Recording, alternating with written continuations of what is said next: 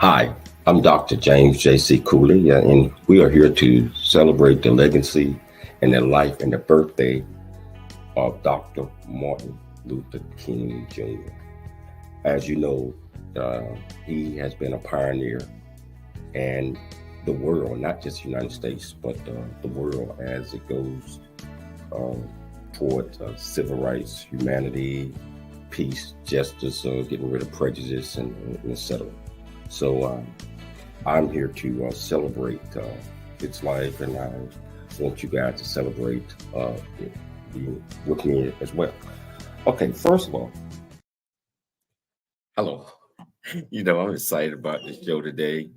We're here to celebrate the life of Dr. Martin Luther King Jr. I got a panel here that's absolutely fantastic, that's going to celebrate and give their perspective on this great man legacy and all of the things that he has changed, not just in the United States, but the world as it relates to civil rights, humanities, love, just coming together. Michelle, what are your thoughts on that?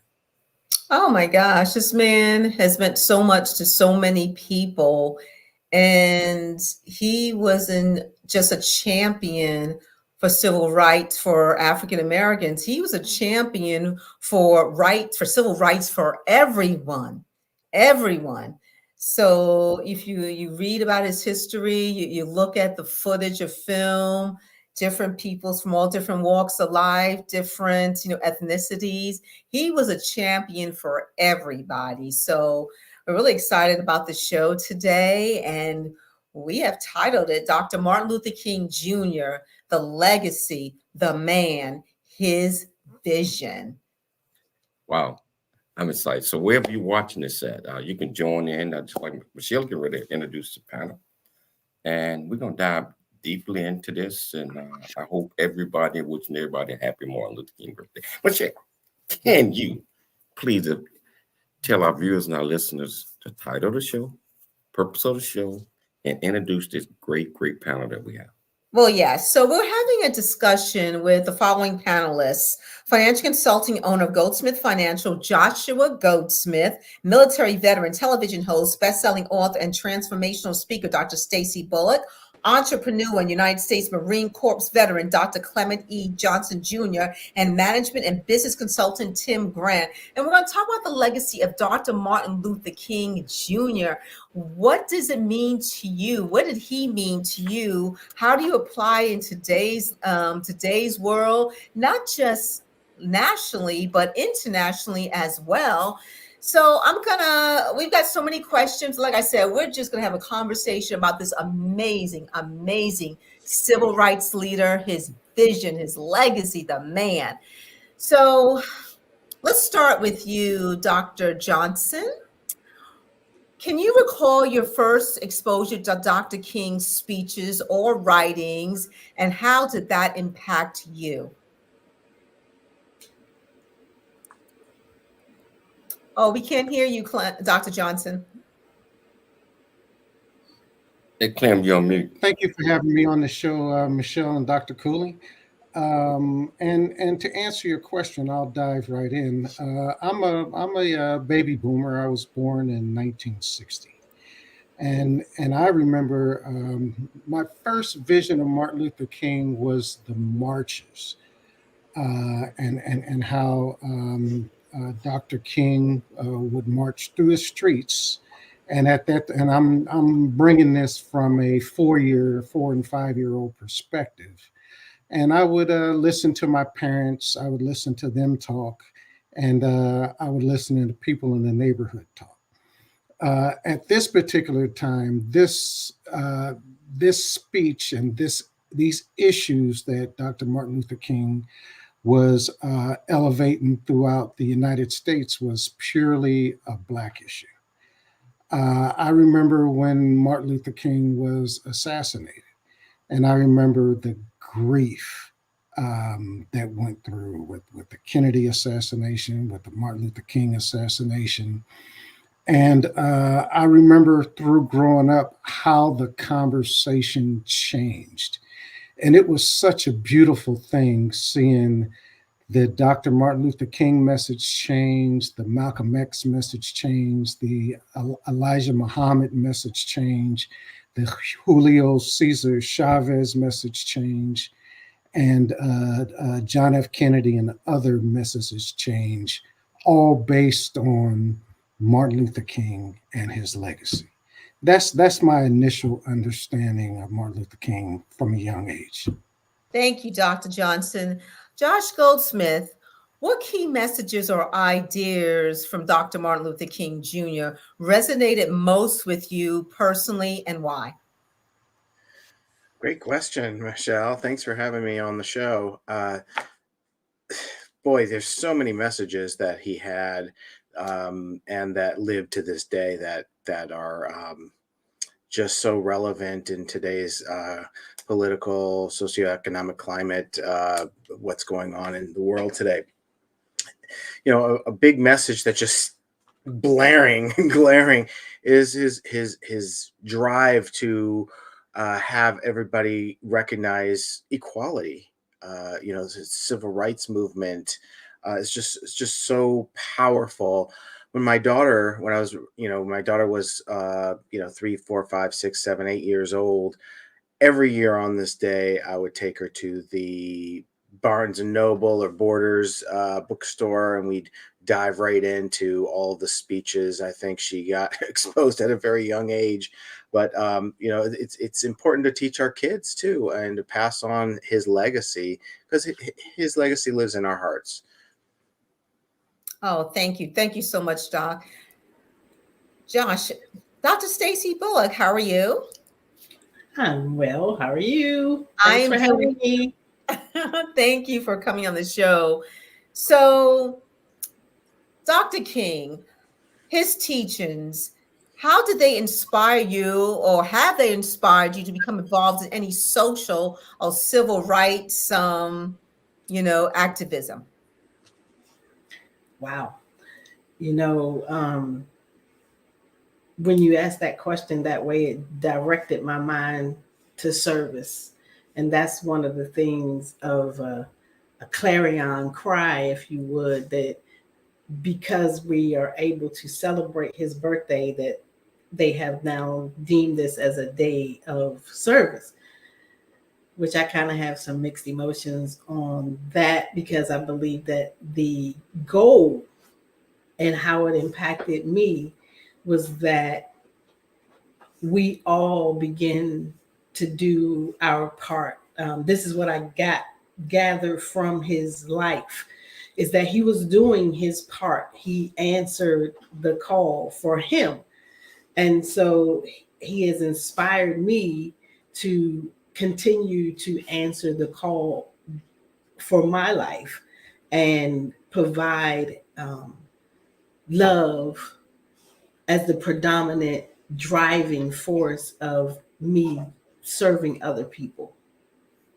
Wow. Thank you. Thank you, Dr. Bulluck. Tim Grant, how are you doing today? I'm great. How are you, Michelle? I am doing great. So, Dr. King's vision of equality and justice, did it influence you and your own beliefs and values? Did they kind of shift, or was it sort of an awakening within you? Can you kind of talk about that? Sure. It was, 1968 when Dr. King was assassinated, and I came home from school, and my mom was watching the news and was very upset. And that was really, the first time that I got introduced to Dr. King, through my mom and what Dr. King was striving to do. And that's where I began to get my first, look at an understanding of what he'd been trying to do. And as you pointed out, Michelle, it was beyond. It certainly was in the moment, his efforts to end the legalized Southern system of poverty and segregation. But as you pointed out, really it was the message was much broader, to basic civil rights for all, basic voting rights, basic labor rights, and equality, and of course, using his platform as a pastor, right, in the way that he did best, as an orator. But I think what I got from my mom that day was, Dr. King's "I Have a Dream," but teaching us to, how do you act on that dream, right? And what can we do? There were so many great quotes as I got to understand who he was and what he stood for as I got older. Thank you, Tim. Dr. James Cooley, Dr. King, he was an educated man, and his legacy is reflected in, educational system. How has Dr. King's legacy, his vision, his works, how's it affected your own education? And I know you love education, but can you tell us a little bit about that? Well, it affected everything about me, and not just education, but my mindset, my thought process, and most importantly, it gave me the understanding and desire that he did everything in his lifetime to bring people together. Whether they're black, white, green, gold, purple, religion didn't matter, and it affected me in that way as well, because that's what I believe that I'm here for, is to do all I can to bring people together, to help educate others, to show others that you can. And regardless of what anybody else might say or think about you, you have a purpose. And Dr. Martin Luther King was the epitome of that. And what he did was, he if somebody slapped him or something like that, he turned the cheek, because that's not going to civilize violence. You have to teach through your mind, through your, I would say, being you, showing, model that. And so I try to get a better understanding through his living and through his work, to be a better person and try to help as many as possible. One thing I loved about Dr. King is his peaceful protests. And as we know through history, some of them turned violent, not on his side, but just about how he was a man of peace, and how he was human. I'm sure He was afraid at times, but he wanted to do what was right. He wanted to stand up for the people who nobody was standing up for. So I admire that so much about him. He was a young man, taken away too early in his prime, but he was a very peaceful man, and people today can learn a lot from him. But I do believe it's time for a break. We're going to take a station break, but whichever platform that you're watching us on, whether you're watching us on your 360 television, Roku TV, over 45, 55 live streaming network, including Facebook, YouTube, LinkedIn, you want to be part of this great conversation, all you have to do is just go to the comments. Ask any question that you might have. I promise you we'll get you an answer. It's your life. We'll see you shortly after the break. I never wanna leave. Yeah, I'm right where I wanna be. We got something you and me, and I can't get rid of this feeling.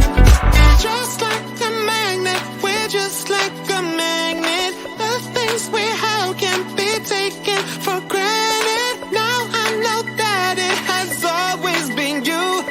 I can't help it, I'm so drawn to you. Just like a magnet, we're just like a magnet. The things we have can't be taken for granted. Now I know that it has always been you. I can't help it, I'm so drawn to you. Hey, I'm so drawn to you. I'm so drawn to you. Yeah. I've seen a smile convey I love you. I'm proud of who you are, and one that keeps us close when we're apart. Talking from the darkness of all that we've been through, it seems that there might be a way to leave behind the loneliness we've known and live again life of need.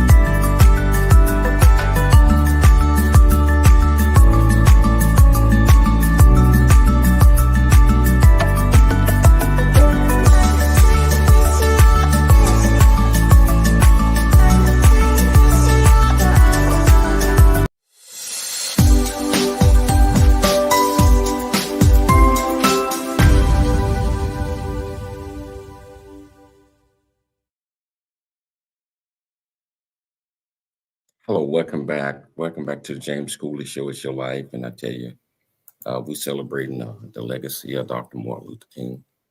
The legacy, the man, and his vision.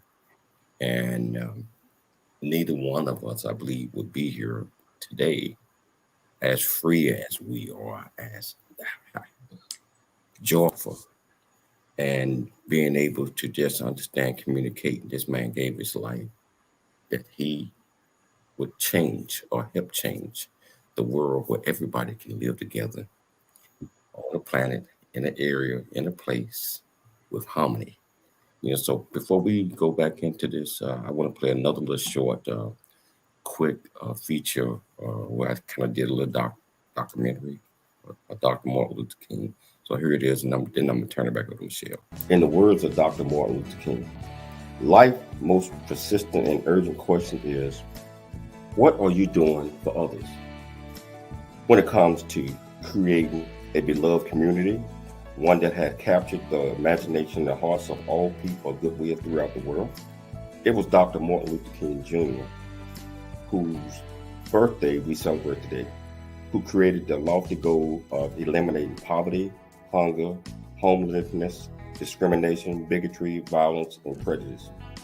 He called on us to replace these with an all-exclusive spirit of sisterhood and brotherhood. Let's remember that he taught that nonviolence is a way of life for cursed people, that we would be wiser to win friendship and understanding with each other, and learn to disagree or agree upon your differences.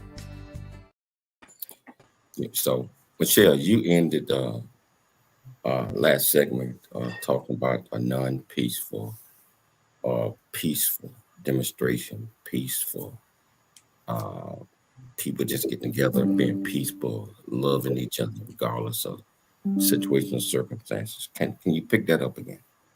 I said that one of the things I admired about Dr. King was his approach to a peaceful protest. And, unfortunately, some of them became not peaceful, but predominantly on the other side. And, his vision was to, you may have differing ideas, differences of opinion, but you can express them peacefully. He didn't go there, with trying to attack or to physically intimidate the other side. And what we're seeing today is just these protests, and January 6th is a perfect example. You can protest something, but if it's not done peacefully, what is the point? Then it turns into something ugly and turns into something else that you did not mean it to be. So that's one thing I admire about Dr. King. One of many things is his approach to a peaceful protest. Going forward, leadership. Dr. King had the most amazing leadership, and he had different aspects of his leadership style. So we're going to start with you, Tim. What did you admire about Dr. King's leadership style, and how has it influenced your leadership style in life? Well, I want to go back to that answer I gave earlier about how I got introduced to Martin Luther King about, in his death at 9 when I came home from school, right? Mm-hmm. And it was confusing for me because I wasn't raised to be prejudiced, right? But then on the other hand, I lived in a town where 98% of the people looked like me, right? Mm-hmm. There were 3 black families in Mission Viejo that I went to school with at that time, right? And so this was a foreign concept to me that, when my mom broke the news that, hey, not everybody shares that same view, right? And from a leadership perspective, I mean, Dr. King sought out, he absolutely sought out interracial cooperation in his efforts, right? And I remember thinking, well, how does this have anything to do with me? Because, I'm friends with with the black kids that I go to school with. I mean, I never thought about, the whole difference in the difference in number, right? And what it felt like to be, somebody that wasn't in the 98%. But I think that, the example, that he set, and as you pointed out, drawing on, his nonviolent principles from Gandhi and, his spiritual tenets, I think the leadership style began, it's kind of hypocritical to be a person of faith and go to wherever you worship once a week, but then when you walk out the door, treat people differently than that, right? And, Dr. Martin Luther King, was famous for a number of things, but I mean, it's saying that, look, we either all have to figure out how to live as brothers and sisters, or we have to perish together as fools. And so immediately the hypocrisy of people that pretend to be practicing Christians or whatever faith they may believe, right? That its tenets did not involve, looking down at other people or discriminating or denying other people what you would expect and want for yourself, and treating each other as neighbors, that it became very obvious to me as I got older that, there was an hypocrisy there. People go to church one day, but the rest of the 6 days of the week, they don't practice that. Thank you. Thank you, Tim. Dr. Clement Johnson, are there specific, Dr. King has, communicated many speeches. He's wrote many articles. What quotes, are there any specific quotes that Dr. King has communicated that, there's so many that holds near and dear to your heart? And can you tell us why? For the quotes, all of them. The "I Have a Dream" speech is definitely my favorite speech from Dr. Martin Luther King. But my most favorite thing that King brought to my community was the song "We Shall Overcome." This is a song when I was in elementary school that we sung after the national anthem in my elementary school, 66th Street School over in Los Angeles, right after the Watts riots. And this is something that elevated our community in order to take on Dr. Martin Luther King's nonviolent approach, and in order for us as young citizens to find our place in society. And for those that don't know the song, it sort of goes, "We shall overcome someday. And deep in my heart, I do believe that we shall overcome someday." It's a beautiful song, and it's even more beautiful when you see 5, 6, and 7-year-olds sing it. That is a beautiful song. I haven't thought about that song in a long time. That is a beautiful, beautiful song. Dr. Stacey Bulluck, when you look at the footage of those protests, the violent protests that were against Dr. King, it's peaceful demonstrations, you kind of look at it, not you, but I guess a person can look at it as, why don't you want change to happen? Why don't you want equality for everybody? Why do you want things to stay the same? Why do you want to hold on to hatred or feel superior and have another, let's say, group beneath you, and you believe that's the way it should be? Why, in your opinion, Dr. Bulluck, when Dr. King was doing all this, why do you feel that people did not want change? Stacey, I think you're on mute, Stacey, Dr. Bulluck. The same reason, sorry about that, the same reason people don't want change today. It's not just change of cultures or ethnicities. Humans in general, shy away from change because of the unknown. Nobody knows what's going to happen if we make this change. But the sad part is, if we don't make a change, nothing will happen. And that speaks to the point of people being complacent in where they are. I know what I know, and I believe what I believe, and that's it. And I don't need to stretch my imagination. I don't need to grow or develop or learn anything else about this world, this another culture. I'm in mine and I'm good. And so that just kind of stagnates the world if we continue to live in that mindset. Thank you. Thank you, Dr. Bulluck. Joshua, Dr. King's, his response when someone was against him, not to go, tit for tat, not say tit for tat, but just because you do this doesn't mean I have to do this. So he was a man of peace. How do you feel our young people today, Josh, can take that lesson that Dr. King has shown us and apply it to their lives instead of reacting and thinking that violence is the answer? Can you kind of discuss that, Josh? Yeah, great question. One of the things that comes to mind immediately is that he he wasn't a reactor, and you're right in that. He's a proactive person. And if we think about where change is always affected, I mean, it's affected by living by example. And he is the epitome of living his life to what he would like to see in the world. Yes, he was a man of peace, but was there always peace around him? No. There were, somebody tried to actually assassinate him in 1958 by shoving a letter opener in his chest. He overcame that. He moved on.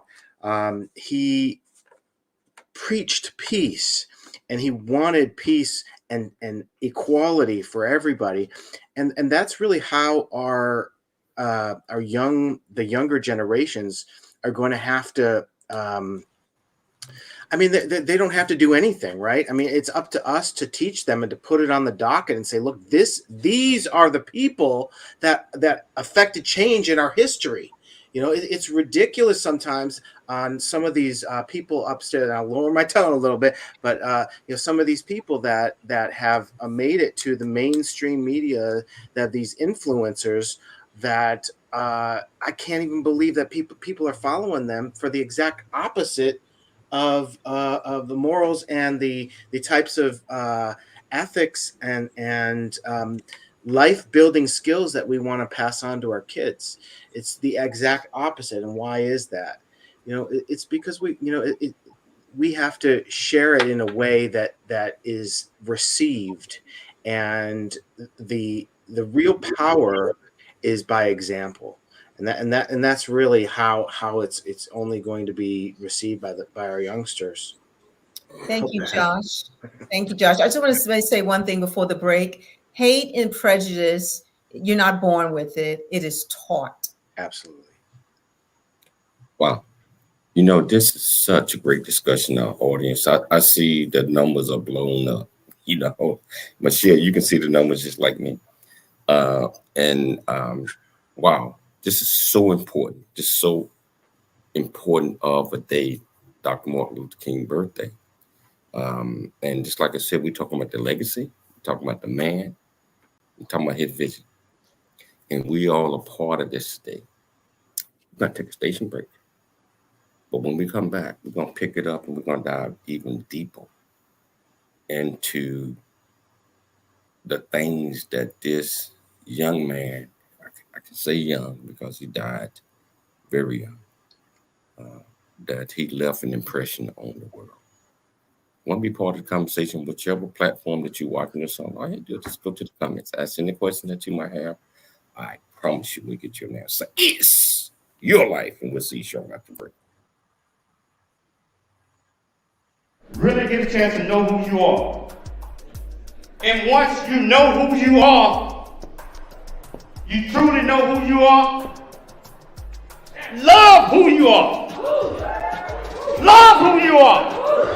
You're a masterpiece. Love who you are. Love who you were born to be. Love me some me. That's what I'm talking about. When you leave high school, you gotta know today or tomorrow, or hopefully today, what your plans are. Hopefully, there is no bad decision unless there is no plan. Create, collaborate, commit with confidence. Commit with what? Commit with what? And everything that you do.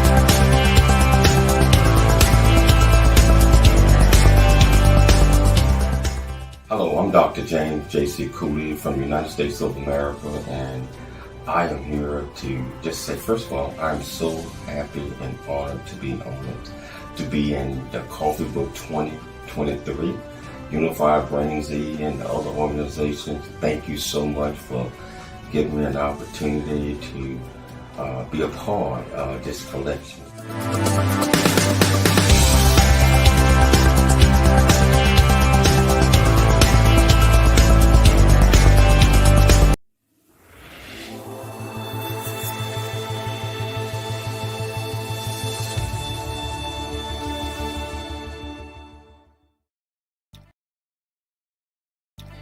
Let's ask ourselves just one question. What are we actually doing for others to help, to lift up, to inspire others? What stops us from just wishing Dr. Martin Luther King a happy birthday instead of actually living his dream? That would truly be the candles on his birthday cake and bring lightness to our world and also to live out his purpose. Some of the things I want to share with you about Dr. Martin Luther King. First of all, he was born January the 15th, 1929. He was born as Michael Luther King Jr. and later changed his name to Martin Luther King Jr. You know, his grandfather began a long line of pastors through the church, Ebenezer Baptist Community Church in Atlanta. Dr. Martin Luther King Jr. attended a segregated public school where he graduated from high school at the age of 15. Wow. You know, I thought it's important to share those little clips of tidbits in history of this great man. We got more as we navigate through this great panel interview. And I'd like to give a couple of shout outs out there. Mark 𝐂𝐎𝐍𝐄𝐂𝐓, my great friend, is also a television host, podcast host. I miss you, Mark. I miss you. Thanks so much for watching. Dr. Pearl Pierce, that's my guy. Hey, thank you, sir. Thank you for watching, and the many others that are watching out there that we see. I don't want you to think that you go unnoticed. Michelle and I can see you. And thank you for supporting this, especially today with Martin Luther King. And all other viewers out there, if you want to be part of the conversation, all you got to do is just go to the platform that you're on. Ask any question that you might have. Promise you we'll get you an answer. I'll turn it back over to you, Michelle. Yes, and thank you for those tidbits about Dr. Martin Luther King Jr. A lot of people don't know his birth name was actually Michael. So that's always good to know. I want to talk about a conversation that nobody knows what really happened when they were talking between Dr. Martin Luther King Jr. and Malcolm X. Now, they were both had different ways of ideas on how to deal with certain issues at that time, but they did agree to have a meeting and discuss it. But nobody really was in the room when they had that discussion. So, you know, there's, assumptions on what was being said. So, Dr. Bulluck, let's talk about that. So, when you hear about this, when you know the history of Dr. Martin Luther King Jr. and his meeting with Malcolm X, and how even though they had different views on things, but they came together to discuss it. No one really knows what happened, but how is an example of that? How can people apply it to their lives regarding differences of opinion? What are your thoughts on that? Great question. We so need this today because we are all so multifaceted. And as a former equal opportunity representative, it was always my thing to go into a mediation, a conversation, which you brought up that Malcolm X and Dr. Martin Luther King had, and they decided to come together for a mutual reason. And regardless of anything else that they believed, or, you know, something that was within their scope of how they thought, that's how we should approach things today. Don't allow our differences of opinion on things to dictate when we come together for a common goal. We all, I believe, at least on this panel, I believe that we all want to be people who serve others, but we may not all think the same. We may not live the same. We live in different neighborhoods. We live in different states. Mhm. So, you know, different things affect us on a daily basis. However, today is a prime example. We came together to speak about a common goal, Dr. Martin Luther King, and how the legacy of his life. And we're the example right now. Thank you, Doctor. Thank you, Dr. Bulluck. Dr. Johnson, I'm going to ask you a different question. So, you know, not even young people today, men and women, some forget that the rights we have today were fought for by people like Dr. King and, you know, people before him and even people after him. Why do you feel that some of that has been forgotten or taken for granted? I'm going to ask you that question, Dr. Johnson. I can't say that I agree with that, Michelle. I can say that most of the young people I talk to, and I talk to them all the time, with inside of my community, and I've been, you know, around the world, around the nation, and they all know. They all know Dr. Martin Luther King. They all know Malcolm X, and they all know where they fit in the diversity arena that Dr. Martin Luther King was preaching to the masses. I think the effect of what we see in our communities is how they affect it. Because most young people today, they grew up with the diversity, and with inside of their own young community, everybody is everybody. And they don't have the hangups that us older folks out here that have the realms in the political environment have now. What that equates to me is I think we're looking for a bright future ahead.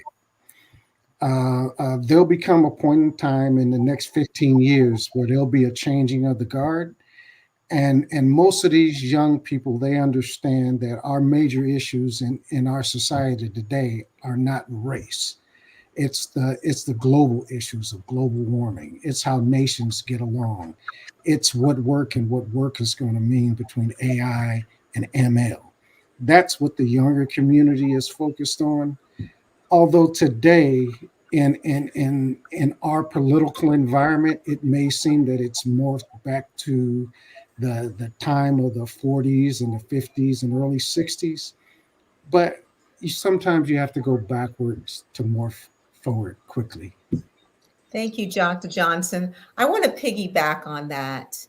Now, I know you said you didn't agree with that statement, and I'm not saying everyone's like that. Not saying that. I would never make a general statement like that. It is not good. But do you believe there are a few, and I'll give you a perfect example, voting, your voting right to vote. There are people out there who still don't vote, but there are people who fought for us to have the right to vote and taking that for granted and what people before us went through to get us those rights. I'm saying just some need to be reminded, or they take that for granted. You see where I'm going with that? I understand exactly where you're going. And for me, I put the focus on, because a lot of times the voting rights and in a political sphere, they're trying to take our voting rights away. That's not the issue. The issue is that the people are allowed to vote. A lot of those don't exercise their privilege to vote. And that is what you're saying. And that piece I do agree with. How we can affect that change when we bring those conversations up, when you talk to your kids, when you talk to their grandkids, and when they talk to their friends, we need to put out there the emphasis on first you have to register before you can even think about voting in the first place. Thank you, Dr. Johnson. Joshua Goldsmith and Tim, this question is for both of you. It's the same question. Basically, Dr. King's influence, within the United States, but how do you feel his influence, his legacy, his vision influence people, others outside the United States? And we'll start with Joshua, and I think we're coming on a break in a minute, but we can start the conversation. Well, another great question. We don't really know exactly how people look at us in this country. I can say that he was regarded as a very influential, powerful leader in this country. I think he's very famous for civil rights and the Voting Rights Act and getting that through. And I think other people in different countries do look up to him. Gandhi, for example, was one of his mentors. I think he did meet him in person, and I think that his influence is worldwide, and they do reference things that he's done. I mean, this is a man who won a Grammy for Best Spoken Word posthumously, in 1970 for Why I Opposed the Vietnam War. He also won. He was awarded the Nobel Peace Prize, right, for nonviolent struggle for civil rights. I mean, he just accomplished so much in his life for things that he did that were nonviolent. Whereas when you mentioned before, he met with Malcolm X. But Malcolm X's motto is "by any means necessary," and I don't think Dr. Martin Luther King had the same mindset. Maybe just by what is only necessary. But they each had the same end goal was to level the playing field. Everyone has a right to vote. In our Constitution says all men are created equal. I think that there's something to that, and he really wanted to see it lived out. Now his life was cut short, but his message is too powerful to kill, and it's just going to live on and on and on and on, and it's going to really the effect has been just multi-generational, and it will continue. Thank you. I think we're time for a break, right, James? Yeah, we got to take a station break, but this is so powerful. This is something that need to be heard, and that need to not just be heard on Dr. Martin Luther King's birthday, but we have to stand together. We have to live together. We have to believe in each other. We have to get rid of the prejudice. We have to get rid of the hate. We must learn to understand it's not about the color of your skin. It's about the character that you have. We all got character. Some of us got bad character. Some of us got good character. Our focus is on having great character. We're going to take a station break, and we're going to come back and we're going to pick it up. Yes, Your Life with Z Show after break.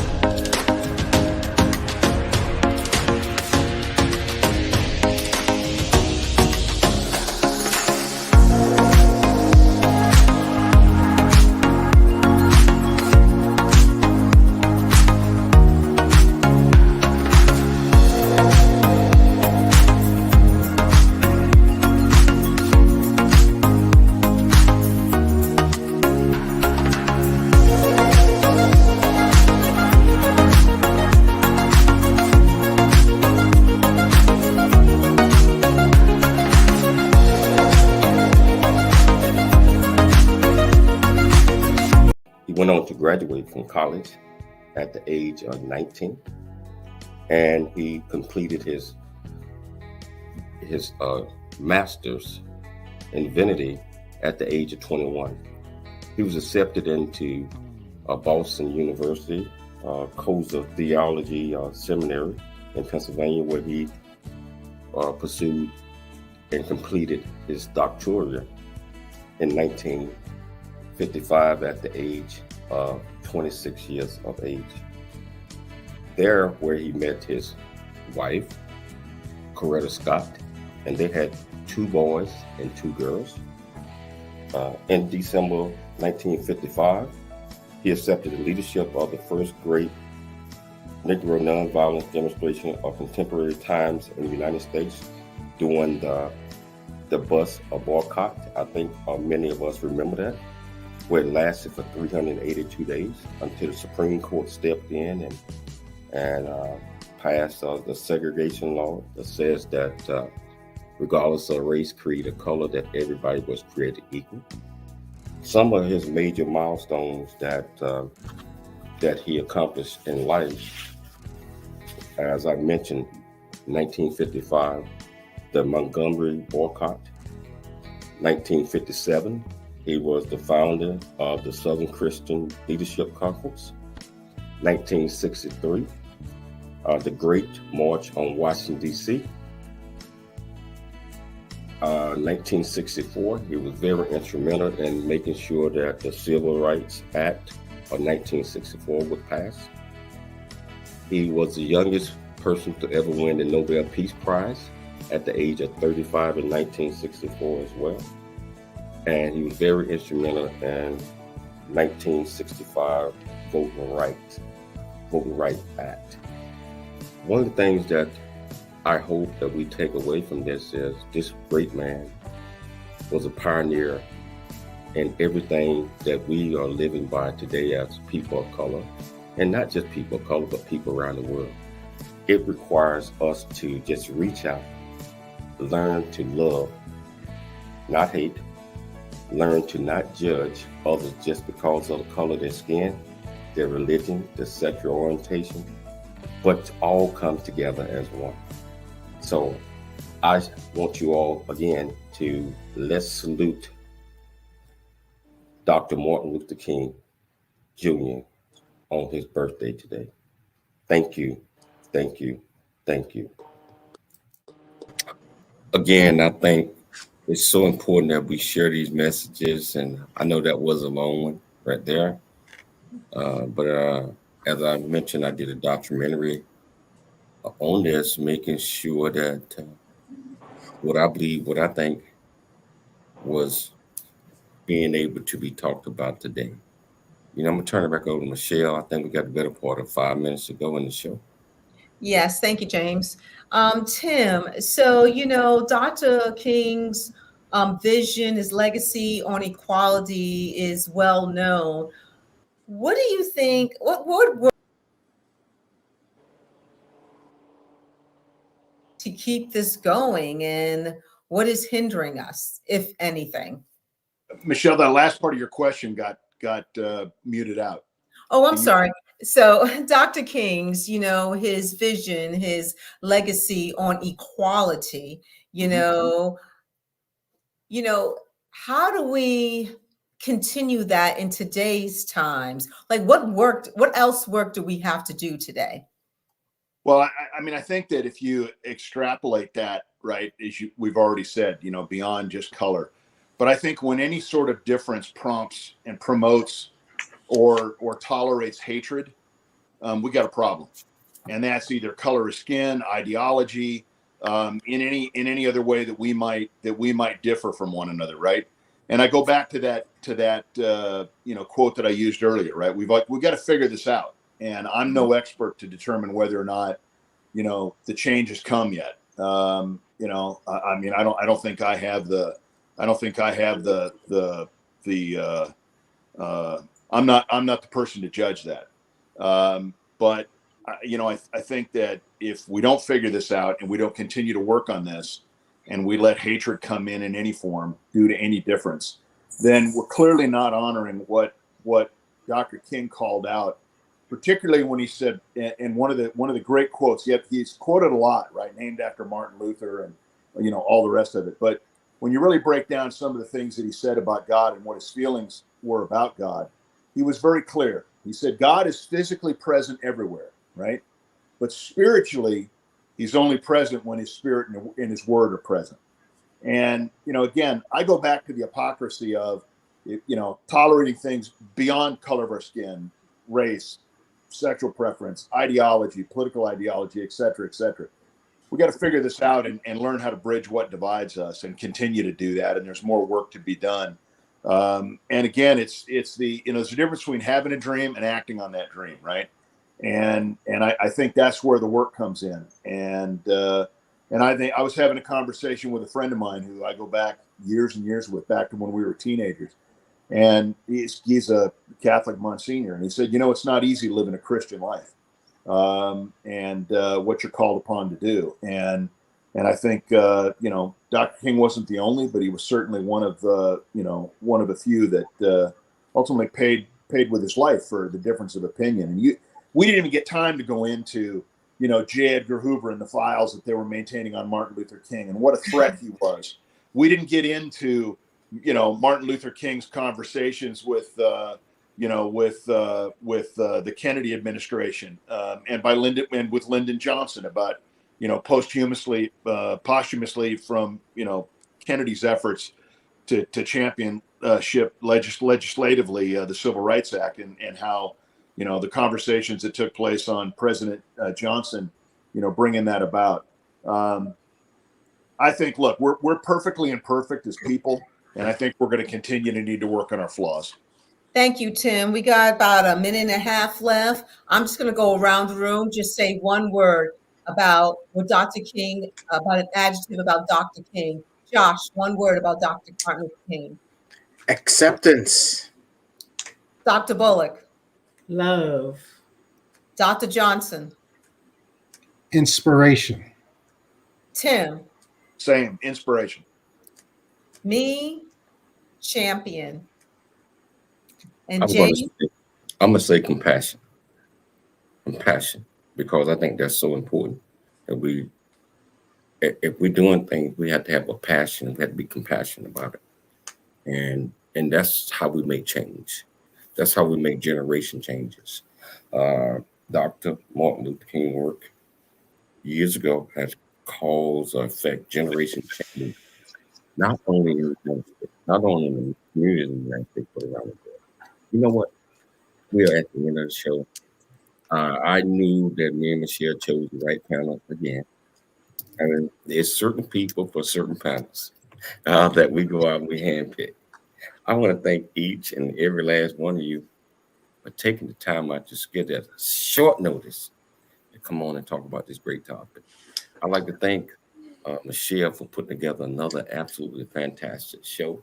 Most importantly, I'd like to thank our viewers and our listeners for tuning in to the 𝐂𝐎𝐍𝐍𝐄𝐂𝐓 show, 𝐂𝐈𝐓𝐇. And I'll tell you what, like Martin Luther King always said, you got to have big dreams. Always dream big, think big, and be big at everything that you do. We'll be back tomorrow, same time, same place. Your life.